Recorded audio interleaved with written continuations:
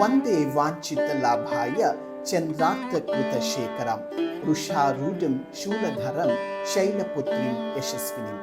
ನವರಾತ್ರಿಯ ಮೊದಲನೆಯ ದಿನವನ್ನು ಪ್ರತಿಪಾದ ಅಥವಾ ಪಾಡ್ಯ ಎಂದು ಕರೆಯುತ್ತಾರೆ. ಈ ದಿನ ಶೈಲಪುತ್ರಿಯ ರೂಪವನ್ನು ಪೂಜಿಸಲಾಗುತ್ತದೆ.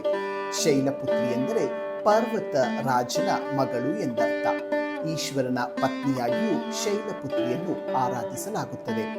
ಶೈಲಪುತ್ರಿಯನ್ನು ಸತೀದೇವಿಯ ಪುನರ್ಜನ್ಮವೆಂದು ಕರೆಯಲಾಗುತ್ತದೆ.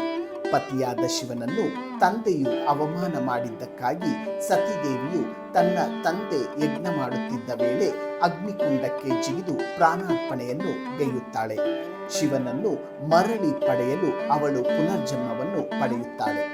ಆದರೆ ಸತಿ ಸಾವಿನ ಬಳಿಕ ಶಿವನು ದೀರ್ಘವಾದ ಧ್ಯಾನದಲ್ಲಿ ಮುಳುಗಿ ಹೋದ. ದೇವಿ ಶೈಲಪುತ್ರಿಯು ಕಾಡಿಗೆ ಹೋಗಿ 16 ವರ್ಷಗಳ ಕಠಿಣ ತಪಸ್ಸಿನಲ್ಲಿ ತೊಡಗಿ ನಂತರ ಶಿವನನ್ನು ಪಡೆದುಕೊಳ್ಳುತ್ತಾಳೆ. ಈ ದಿನದ ವಿಶೇಷ ಬಣ್ಣ ಬಿಳಿ.